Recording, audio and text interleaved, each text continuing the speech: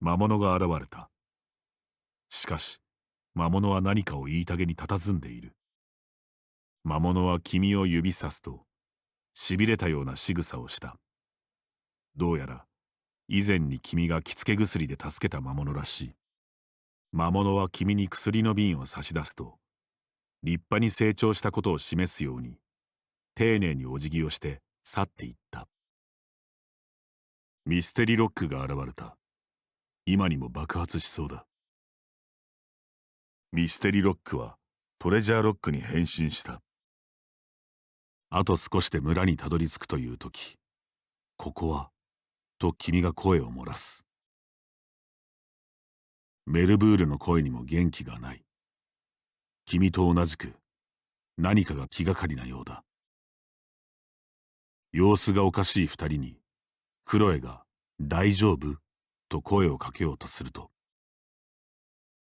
近寄る魔物に気づくのが遅れてしまった。迎え撃つしかない。君たちが村へ入ると、すぐさま村人が寄ってきて、薬をくれと懇願してきた。村人は何やら様子がおかしく、目が据わっている。薬を渡していいものか。君は薬をちらつかせつつ、ただで渡すわけにはいかないな、と微笑した。などとやっている間に、君は手を滑らせて薬を落としてしまった。薬をつかんだ村人は、人とは思えない気勢を発して、どこかへ去っていった。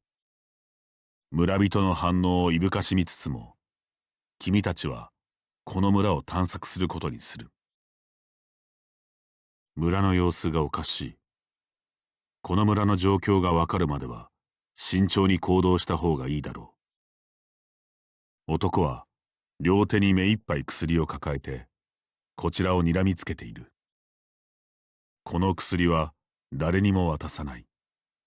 すべて自分のものだと主張しているようだ。村人に声をかけられた。ろれつが回っていないが、薬を求めているようだ。この村人も様子がおかしいが、さてどうしようか。君は薬を取り出して値段のことを考える。思い直して薬をカバンに戻そうとしたその時、村人は目にも留まらぬ早業で君たちから薬を奪い、どこかへ行ってしまった。ブルーノは、この村は何かがおかしい、と気にしているようだ。道の先から、おい、しっかりしろ、と叫ぶ声が聞こえてきた。何やらただごとではなさそうだ。老人は嘆いていた。息子も孫もすべて薬で失ったと。自分だけ生きながらえるわけには、と、老人は手にした薬をぐいと飲み干した。君がドラゴンについて聞くと、村人は、困っているなら村長が助けてくれるとだけ言って嘔吐した。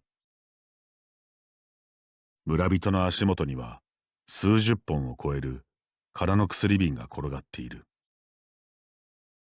宿屋に行くと店主はめんどくさそうな表情で、こんな村に来るなんて物好きもいたもんだとぼやいた。続けて、休みたきゃ好きに休んでくれと店主は投げやりに言った。商売するのもめんどくさそうだ。人の気配がない。どうも空き家のようだ。そこには痙攣しながら倒れた村人と彼を介抱する人影があった。白い鎧を身にまとった騎士らしき人物が懸命に声をかけながら倒れた村人に応急処置を施している。騎士の献身的な行動を目の前にして君も何かを手伝わないと申し訳ないような気がしてきた。明らかに村人の様子がおかしい。君が珍しく薬を自発的に提供すると言うと、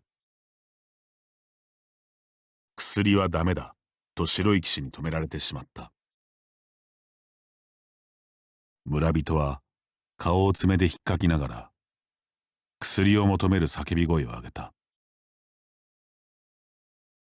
目、口、耳、穴という穴からどす黒い血が滴る。しばらくして村人は動かなくなった。君はこの冒険の中でまだ人の死を見たことがなかっただろう。薬で何もかもが治るこの世界でも死からは逃れられない。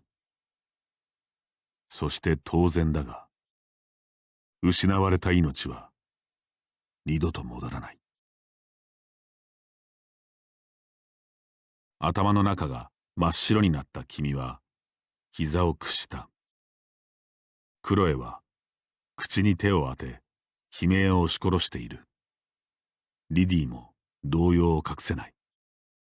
うなだれる白い騎士にブルーノが「あなたはここで何を?」と恐る恐る尋ねた。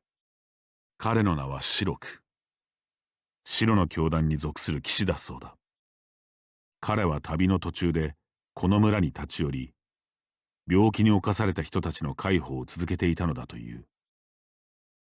薬さえなければ、そう白くは吐き捨てどこかへ去っていった。ブルーノは何かを悟ったような顔で村人の亡骸を見つめている。君が村を歩いていると男が寄ってきて、薬を分けてもらえないかと話しかけられた。男は商人顔負けの巧みな話術で、薬を渡すとどんないいことがあるのか君に説明し始めた。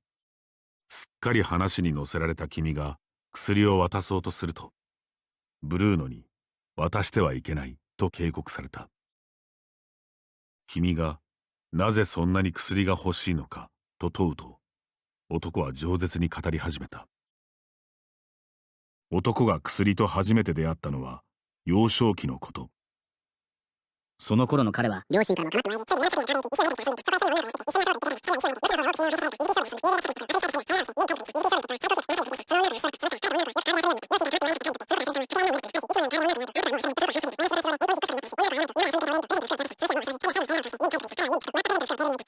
ま置いてあった薬を一口飲んで、美味しさが忘れられなくなったらしい。君は男の話を食い入るように聞き、薬を渡した方がいいような気持ちにさせられてしまった。大した話じゃなかった。クロエは彼の早口なおしゃべりをすべて聞き取っていたようだ。ブルーノからは渡さない方がと言われたが、君はまだ迷っている。ブルーノの警告を聞き入れて、君は男に薬を渡すことを拒んだ。薬をもらえなかった男はしょんぼりと肩を落とし、どこかへ去っていった。彼がいた場所にはなんだか見覚えのある不思議なものが落ちていた。女はこんな村からはさっさと出た方がいいと君たちに警告した。ここにいたらいずれはあなたたちも。そう言うと女は急にケタケタと笑い出した。ここは外界から隔離された呪われし島だ。地面にへたり込んだ老婆は力なくつぶやいた。外の人間はこの島のことを薬の総本山と呼んでいるらしいが、老婆は手に持った薬の空き瓶を道端に投げ捨てた。君は村人に声をかけてみるが、面倒なことは村長に聞いてくれと取り合ってくれなかった。村人は何度も壁に頭を打ちつけ、額が血まみれだ。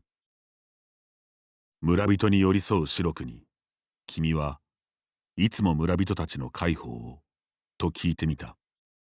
彼が言うに、村で起きる面倒事は普段は村外れの家に住む老人が一人で対処しているらしい。知りたいことがあれば話を聞きに行くといい。そう言うと白くは村人の介抱に戻った。